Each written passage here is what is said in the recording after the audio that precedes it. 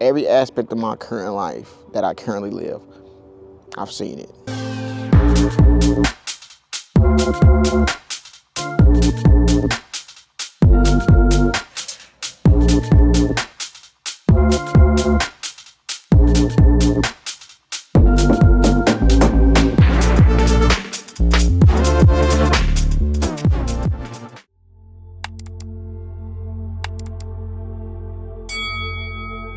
Bluetooth connected.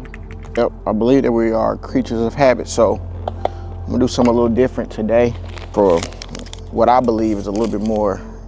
I have like a set of routines of things that I do every single day. I try to do every single day for sure to kind of get my day started in the right direction mentally. So I have these, I'll just show you these tea bags, and they have different quotes and inspirational quotes that I like to think about every single day in terms of starting my day this way. So I'll just share with you guys. So the first one is give thanks for unknown blessings that are already on their way. And I drop it in my little tea. We getting going. So I'm on a journey of really trying to produce content consistently. Traveling grace, knowing that you are protected by love. Let me read these first. And that's a part of this whole thing for me, is trying to be a little bit more natural and learning the way that best I can produce, obviously more content, but more quality content, natural content. And quality doesn't mean perfection to me. And I think that's what I've been doing. I have a lot of videos that some videos that I've created that are heavily edited, and it takes so much time. And that's okay, I'm enjoying the time spent, but I want to get more information out there. I want to be more consistent, I want to show, but also I don't want to take away time from my family. So this next one is, may you create peaceful harmony as your life's purpose. That's interesting. I like that. Let me turn my little music on. So we're gonna vibe out today. Also, today's video is gonna be on visualization. We're gonna teach you how I visualize, what my thoughts about visualization is, and the importance of utilizing it and how we can utilize it really to start creating the life experience we want. And it's not always about money. We got to get that out of our system. That's the real issue in so many ways. Now, obviously we need money to live on this planet in certain ways, and I mean money because that's the exchange of currency. We need that currently to live in so many ways, but that shouldn't be our overall goal. And currently, most persons' decisions are based off of getting to the bag, as you may know. All right, our last, our last tea bag is, never regret your mistakes. Admire the courage it took to attempt the unknown. Just kind of sit there for a second. Never regret your mistakes. Admire the courage it took to attempt the unknown. Yep, my counseling sessions often say success is on the other side of fear, the unknown. There are many times that I've taken that journey. That may be a series that I'll do, is I'll just open the tea bag and just get to talking. But not to do that in this video, but I will say this. When I feel fear, that is however you see God, and that's not what my channel is about. I do want to talk about spirituality and things of that nature, but I don't want to suggest a religious faith belief, because I believe that whatever religion or religious faith you decide that's fit for you and your family is fit for you and your family. And if it helps you become a good person, if it sets a foundation for yourself, then by all means do that. And then some people have different faiths, or some people don't have a faith. And I think sometimes when if that's the first thing we know about a person, we automatically give them characteristics to fit our perception of what they should be. Oftentimes a person may not even know what I believe in, and I've been, especially at workplaces, I'm just, I think I'm a genuine person in terms of me interacting with people, and I've been given titles. Oh man, you're gonna be a preacher one day. And this was when I was younger now, and I knew I wasn't gonna be a preacher, but I do come from, deacons and preachers in my family. So, but I think of that as not religious behavior rather than human behavior. Just treat people the way you want to be treated. And if they don't treat you that way, you don't treat them poorly, you just separate yourself. So let's get into it. Visualization. So let me actually take my shoes off. I like to plant my feet in the ground. I'm gonna show you them. My baby be upset with me. But plant my feet in the ground. But visualization, I think, is really important. And I'll just start by this, giving you a little science. I work with the brain, and they've done research regarding studying athletes, and they've done a QEEG, put basically electrodes on their head to measure the electrical activity from the surface level of their brain whenever they are running their meet. So for example, the athlete was running their meet physically on the treadmill and measured the electrical activity from the surface level of their brain, and then the athlete ran the same meet mentally. The same areas of the brain fired off as if he was running it physically, and he was just visualizing it. Another research project related to sports was they had 3 groups, and they were measuring free throw shooting and the ability to improve. One group only practiced in terms of free throw shooting. I forget the amount of time. The second group practiced mentally, not physically, just mentally went through the practice visually. The third group didn't practice at all. The 2 groups that practiced physically and mentally both improved their ability to shoot free throws. The only group that didn't improve was the group that didn't practice anything at all. So what that tells me is that, and again, we can look at it into a negative way. We can look in the idea of trauma. What's happening in the brain when a person experiences trauma? That, in the areas of the brain that fires off in regards to trauma is the areas of the brain that deals with the physical body, right? The areas of the brain where their body, have the perception of their body in space, as well as some other sensory things. So when a trigger of a past trauma happens, whether it's happening actually, physically, it's happening in their brain or in their mind, their body is in that space as if it's actually happening, right? So automatically, for me, the importance of visualization, because this is the thing, we have negative self-talk in visualization. So the importance of visualization, comes to front, because whatever we're seeing in our mind consistently, our body is there. So, oftentimes people can have issues with visualizing their levels of success and things of that nature. So the issue with, and I don't want to talk about issues, let's talk about the positivity of it. So if we understand the negative aspect of visualizing, we can see ourselves and traumas and those experiences create a physical experience, then it becomes extremely important to learn to start seeing the other. So start resonating with a positive visualization or visual aspect of yourself. It's hard though. This is what I hear people always saying. We get stuck in this heavy, dense 3D reality, the physical aspect of reality, the consistency of your bills, go to work, go here, do this, all of this.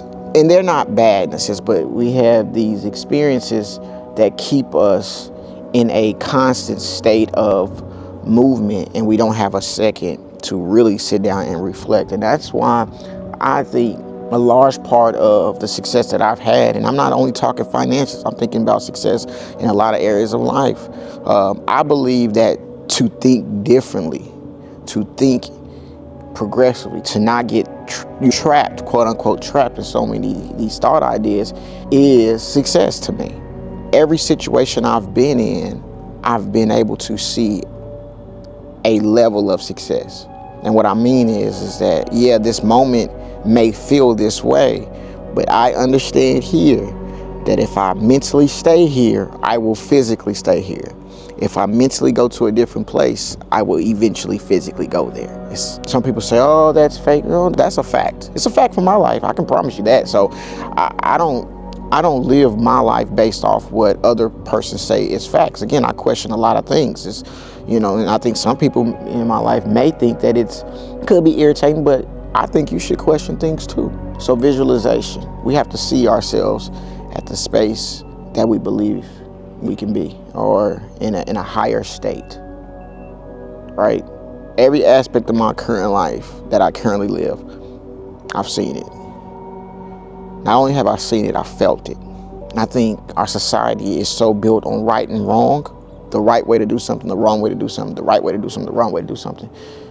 No, there is no right way of visualization or a wrong way of doing it. It's just doing it. And along the way, figuring out ways that bring in the feeling more.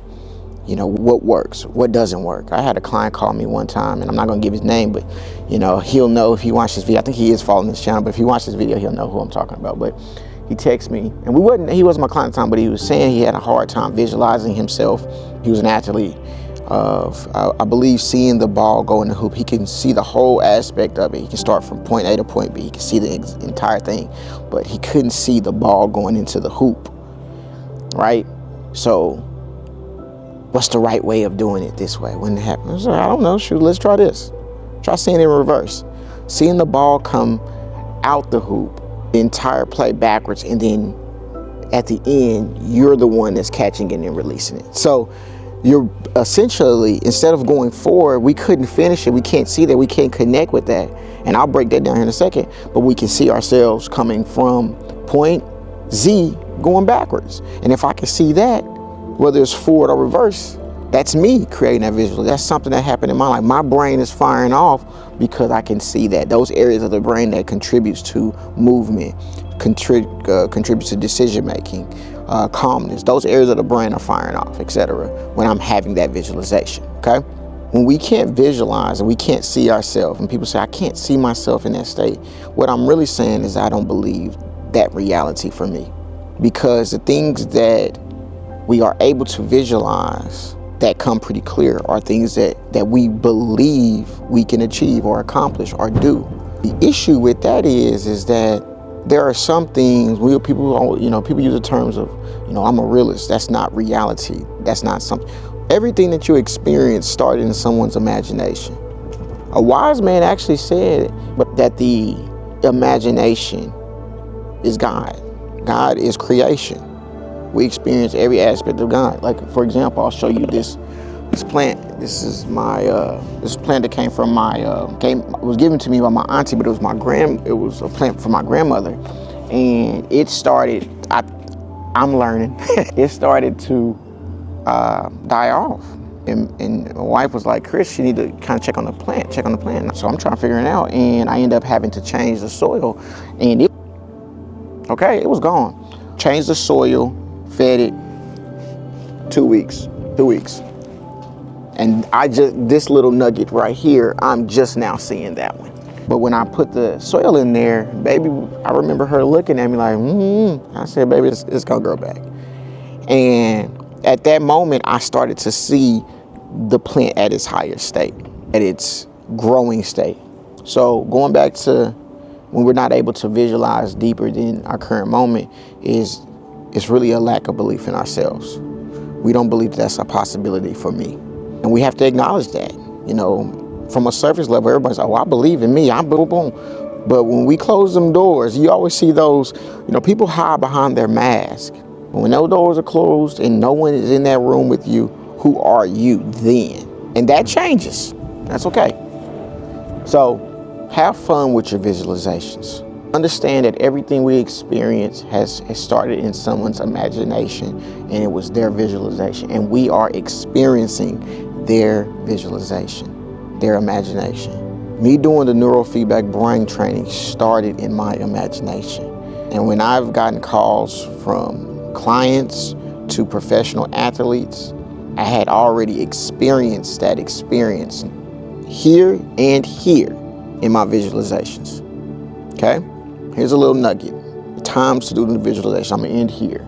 Here's a nugget for your visualizations moving forward.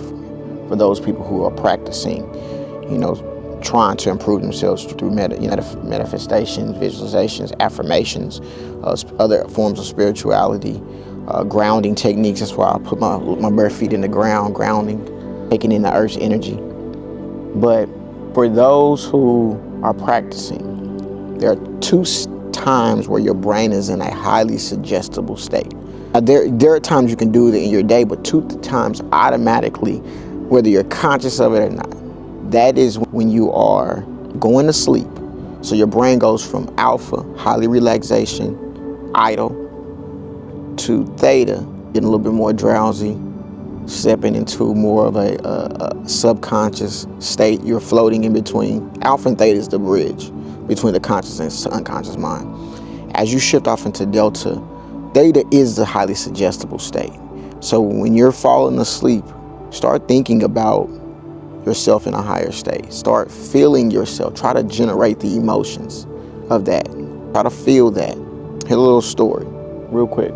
When I was taking my LPC exam, I was having, people would call me and say, hey, Chris, I passed the first time. I'll just start there.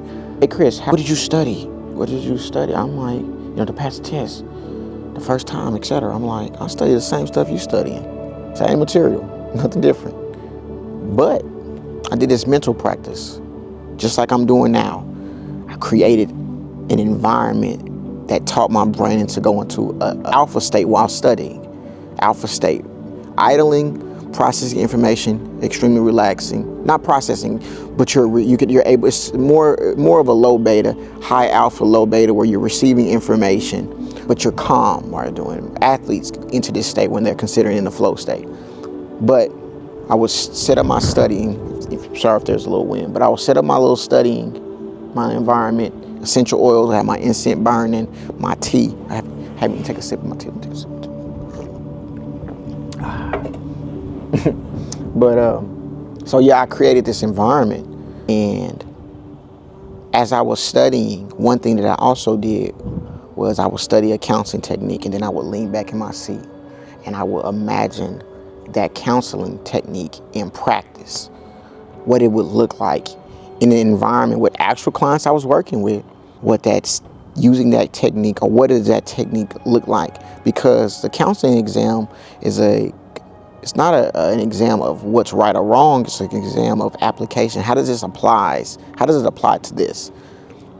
Right? So I had to create that experience, and I would generate the feeling. And I'd be like, ooh, Chris, you're about to pass this test. As I would go to sleep, I would listen to affirmations, test-taking, passing affirmations as I would drift off to sleep every single night. Do you think I was in a calm state all the time? No. There was one particular moment where I almost had a panic. It felt like a panic attack, but it was extreme panic. I was taking a practice exam, and I got like a D. It was like, boom, failure. I was like, oh no. I called my wife, I'm like, oh, yo, I'm about to fail this thing. And keep in mind, the pressure was I had one time to take it, because if I did, and it was my fault, but if I didn't take it on time, I didn't take it and pass it, I would have had to gone back to school. I would have had to essentially stop doing what I was doing, because I wouldn't have had my license in time to keep doing what I was doing. But I procrastinated because I had plenty of time to take it, but that was on me. I procrastinated, and that's the thing. We got to make sure that we're putting ourselves in position to be successful. So I'm not exempt of this experience. But anyway, so I she was like, Chris, you've been doing those practices. I said, you're right. So the first thing I did was took a moment, I stopped and got back to my breath. Good deep breath. And I inhale calmness and exhale stress and anxiety. And I didn't try my visualizations then, because I wouldn't have believed them at that moment. I just needed to calm down my nervous system and get it to balance. That's it. Get it to harmony. Create a level of harmony in my body. When that happened, when I finally settled down, I rationalized, but I said, Chris, you're working on this. The second part to my visualization, what I did a week before my test, I went into the environment and got a nice visual of what the environment looks like. Exactly what it looked like. Boom, took pictures of it. You seen it, right? So then I go home, and now not only do I can create a visualization, I can create a visualization of the exact environment. I can literally place myself there. Fast forward, taking a test. There was a part in the test where the words appeared to be italic, so slanted to a degree, and one of the answers, one of them was slanted. So all the, multiple choice, all four were straight up. Well, all was straight up except one was slanted. And I knew that was the right answer. I just sat back in my chair and looked up. I said, ooh, something wants me to pass this thing, right? So I got it. Taking a step back, this is the unedited version, so I'm just going off the vibe. So let me take a step back. It's my dog too. So let me take a step back. Before I knew I wanted to create more visualization, I wanted to get a certain level. I needed a certain score. So I measured each group. So each of the groups, there were 12 sections. I gave myself how many I needed to get right in each section in order to get a certain grade or a certain number. My number that I wanted was 104 to 112. I knew that if I got that, I would probably be in a space where I can pass it significantly high. Most passing at that time was like 92, 93, 94. But if I got like a 104 to 112, I'm good. I'm straight. I did really good. So, and I wrote down in each section how I needed to get right. So my visualization was take the test, go to the desk. The lady has the paper flipped over. She slides it to me. I flip it over, excited. Boom. I just did that over and over and over and over, repetitiously as I would fall asleep at night. I would create the vibration of what it's going to feel like to pass this thing. I even had my whole day of what I was going to do. Who I was going to call. I was going to call the person who helped me study. I was going to call my parents. I was going to go see the office. I was going to call my wife. I was going to call her, and not in any particular order, but I had a group of people. I was going to buy me a little video game. I was playing Madden at the time. I was going to buy Madden. Madden came out months ago. I was going to buy Madden and play it, enjoy my day. I was going to wash my car. Very simple things. But I had created that entire experience. When I got up to the desk, she hands me my paper flipped over. Exactly what I experienced in my mind. Exactly. I got a 107, smack dead in the middle. And when I looked at each section, I was either 1 or 2 points off, smack dead on the, I swear, it is an experience that I will never, when a person say that that's not real, it's make-believe, it's not real to you. Perception is reality. What I choose to see, or what do I see, and I decide to give it, when I mean give it value, I say, for example, what's right for another group of people may be wrong. So perception. So anyway, little nugget, if it's hard for you to visualize and see yourself, you have to start figuring out why you don't believe that you can achieve that. There's something subconsciously that's happening that's stopping you from believing that you're capable of that. And that's how trauma impacts us. We have to break those chains. Peace.